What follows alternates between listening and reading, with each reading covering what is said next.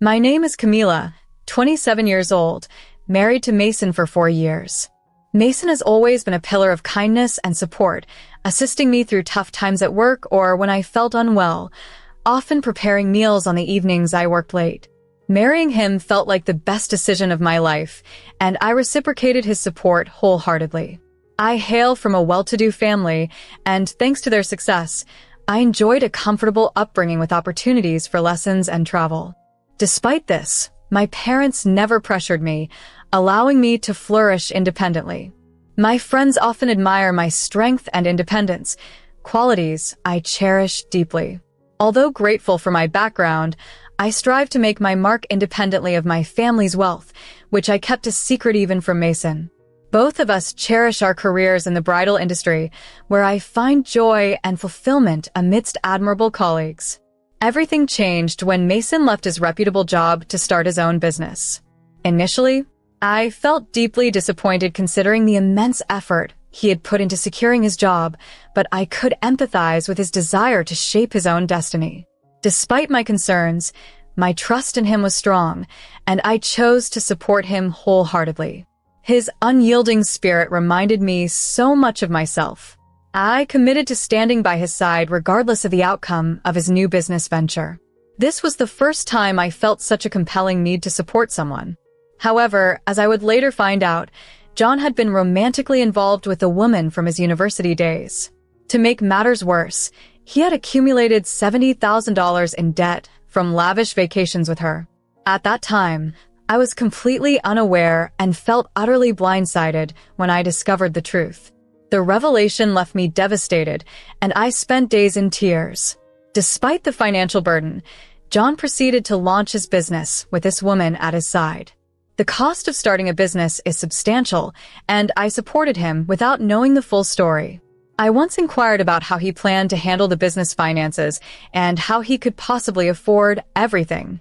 He mentioned that he had support from his family, a concept that took me by surprise as I had never thought to depend on relatives in that way. John's mother, Ellie, was particularly fond of him, openly preferring him and indulging him even though he was an adult. She even suspected that I was after John's wealth, despite my own successful career. John had a decent job, but I had no intentions of quitting my job or relying on his finances. I made this clear to Ellie as well. I continued to work and contribute to our household as I had always done. We agreed to manage our expenses independently and save accordingly. However, Ellie remained skeptical and treated me as if I were an adversary, as though I had stolen her son from her. It was incredibly frustrating, but I endured it, knowing that conflicts with in-laws were not unusual. Thankfully, we didn't live together, so I only had to handle occasional confrontations. However, dealing with Ellie wasn't the only challenge. John's sister, Ruby, also proved difficult. She didn't work and depended entirely on John's financial support, receiving a monthly allowance from him. I didn't think much of it initially, seeing it as a gesture of his kindness. Ruby once mentioned quitting her job because her boss required her to use formal language, complaining about why she should treat someone as superior just because they were older. Despite our closeness in age, her attitude struck me as a stark representation of the entitlement often attributed to her generation. Interacting with her was exhausting, as I constantly found myself tiptoeing around her mood swings. Despite all my frustrations with his family, I was content with John and hoped our happy life together would last indefinitely. For a while, after John's business stabilized, it seemed it would. He appeared to treat his employees well, which was comforting. But soon, Ellie and Ruby began visiting more frequently, often unannounced. They rummaged through my belongings, used my designer items, and posted photos online, pretending they were theirs. I tried to address this politely, but they brushed me off, claiming, "We're family, so anything in Mason's house is ours to use." It was all purchased with my money, but I endured it for John's sake. However, the strain was gradually taking its toll, and returning home became increasingly difficult. I always cherished my collection of designer items, not for their logos but for their craftsmanship and durability. These items were not just accessories to me. They represented my financial independence, something my mother had always encouraged. She believed in the lasting value of quality investments. However, watching Ellie and Ruby treat my beloved possessions carelessly for their social media fame was deeply upsetting. Every evening, I would meticulously clean and restore my bags and accessories after they used them. I tried to convince myself that perhaps the fault was mine, that my heart was too small. One day, Ellie borrowed one of my favorite bags, a simple, elegantly crafted brown purse, without asking and ended up damaging it. Despite the clear mishap, she showed no regret and dismissively said, "It was bought with Mason's money, so I don't owe you anything." This left me devastated. Despite earning a decent income myself, I couldn't continuously afford to replace such items. I reminded her that this purse was purchased with my own money long before I got married. It was my first significant purchase, a symbol of my independence. Unmoved, she accused me of being a gold digger, frivolously spending Mason's money. Trying to discuss this with Mason was futile. He was dismissive, advising me to just endure a little longer as his mother was going through a tough time. It was painful feeling so disregarded, even by him. I had always seen myself as strong and self-reliant, but this loneliness was overwhelming. Meanwhile, Mason's business began to falter, straining under the weight of Ellie and Ruby's extravagant lifestyle. Eventually, he declared he couldn't financially support them anymore. Panicked at the prospect of losing their luxuries, they expected me to surrender part of my income to them, arguing that family should come first.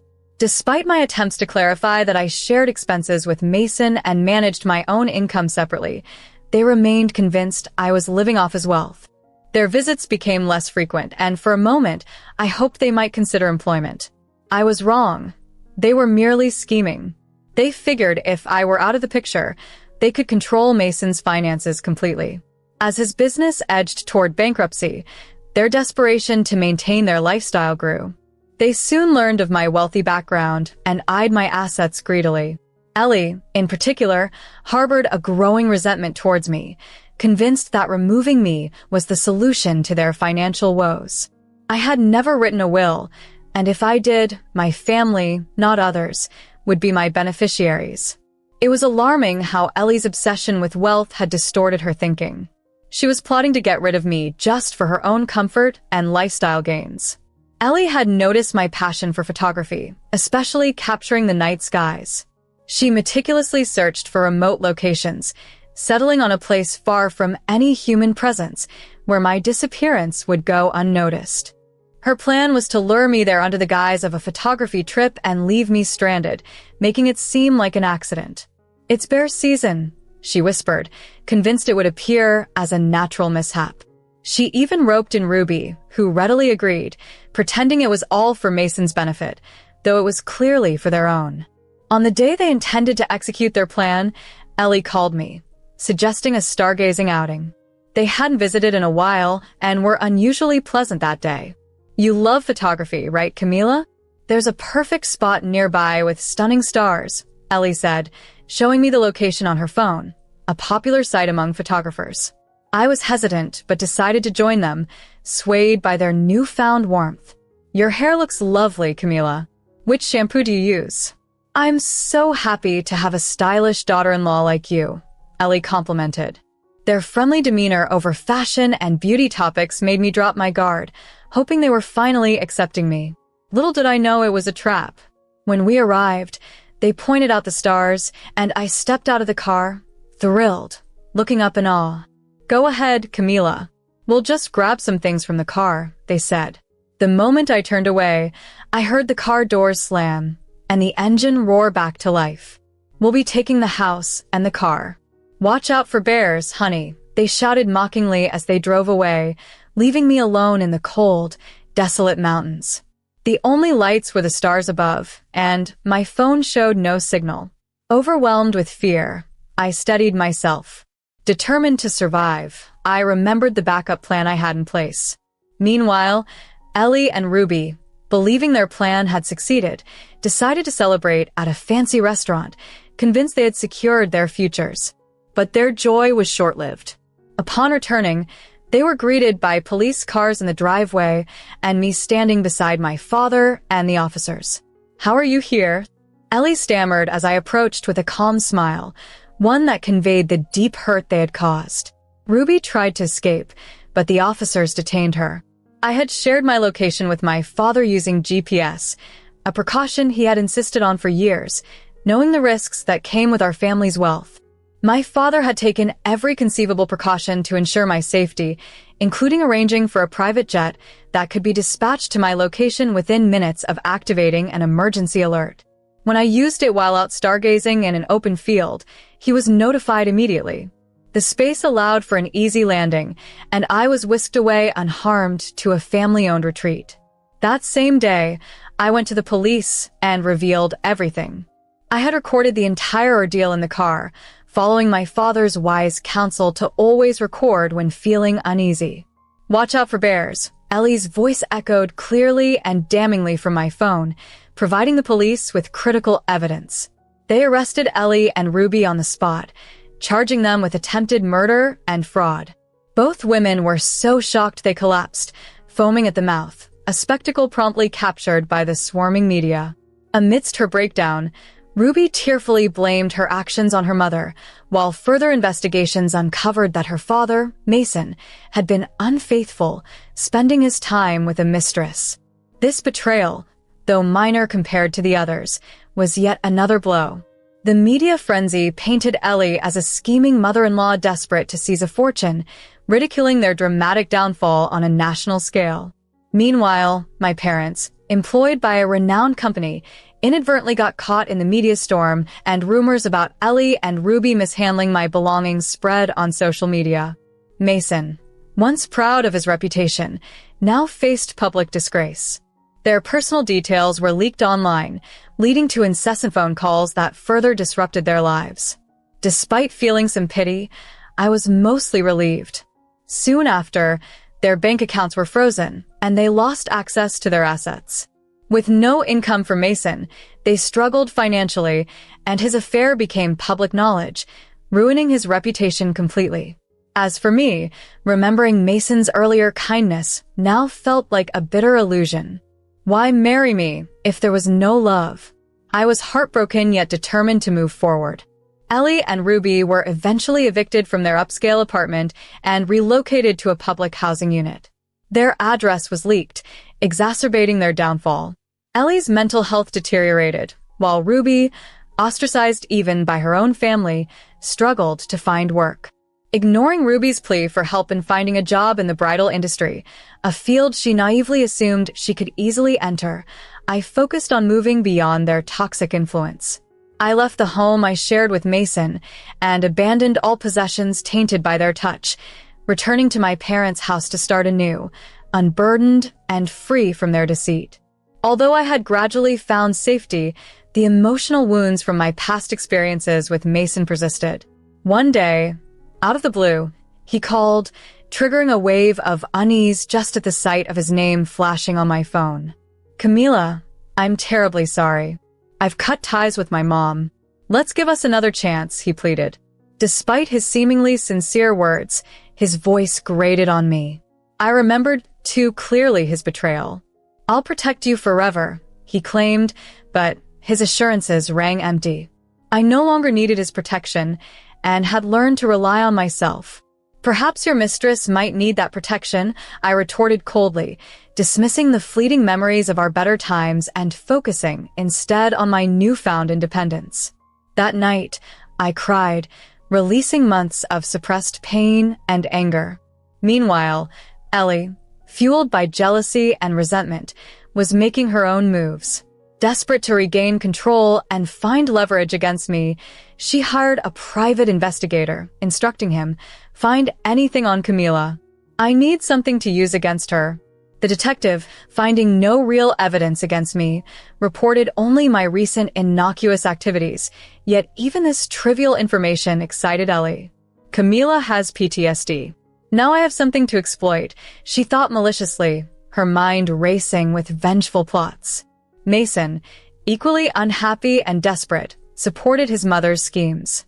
"Mom, if you pull this off, let's use the money to build a new home by the coast," he conspired with her, oblivious to the resilience I had built against their machinations.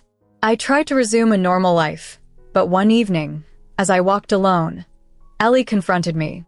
Her appearance was disheveled, her smile sinister. "Guess the bears didn't get you in those mountains, huh?" she taunted, capturing my fearful reaction on her phone.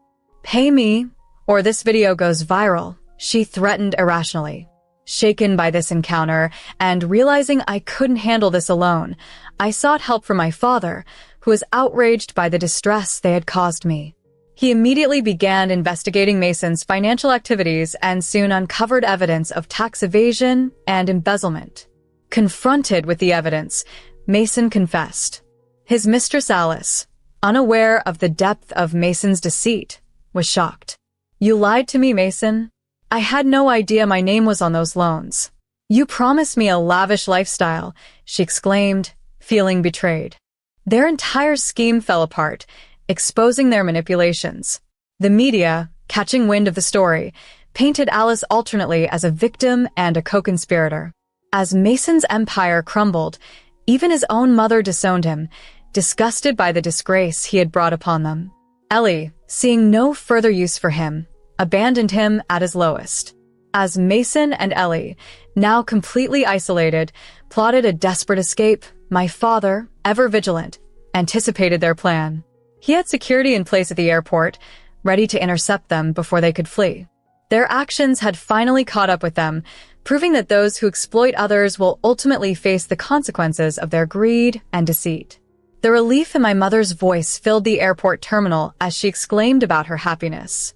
However, her joy sounded frenzied, and I could see she was prepared to cast my brother, John, aside in her panic. Witnessing their emotional collapse was like peering into the depths of their self-centeredness, laid out for everyone to see. John, deeply affected, could barely speak of the dreams he had lost with his mistress, Alice. "I was supposed to start a new life with her," he confessed, and his words pained me. "Once, I had loved him and envisioned our future together, only to be discarded without a second thought." Reflecting on this, I realized that such deep betrayals were new to me, and John's betrayal stung sharply. Healing from this wound would take time. From a distance, I saw Alice step up as the new CEO of John's company during a press conference. "I'll restore the company's reputation and safeguard our employees' jobs," she declared. Despite everything, she had seized control and was determined to move forward. Alice had her flaws, but she was proving to be more capable than John ever was. John, now stripped of his title and wealth, faced a stark new reality on the streets. Even my trust in my mother was shattered when she spiraled into a mental breakdown, lamenting John's betrayal repeatedly. Their selfish choices had brought them to ruin, leaving them to face the emptiness of their lives alone. As they grappled with mounting debts, their downfall was only beginning. Watching this unfold, I felt a detached calm. I was gradually healing from PTSD, regaining my strength and stability, and could even find humor in the absurdity of their downfall. Witnessing the decline of a once powerful family, I hoped no one else would ever endure such an ordeal. My ordeal inspired a new mission in me, to assist those with nowhere else to turn. I envisioned creating a sanctuary for individuals fleeing toxic environments. Though my PTSD forced me to leave my job in the bridal industry, it steered me towards a new purpose. My parents supported my vision enthusiastically, advising me on starting up, legalities, and staffing. With their guidance, I expanded my skills, pursued certifications, and sought advice from professionals. Gradually, my goals solidified, and I relished the challenges it brought. The retreat where I had once found solace became the first center of refuge, its location kept secret to ensure safety, sharing only a contact number with those in need. I aimed to offer an escape without fear and pursued a counseling certification to better assist others in healing. When the refuge center opened, I felt a surge of hope.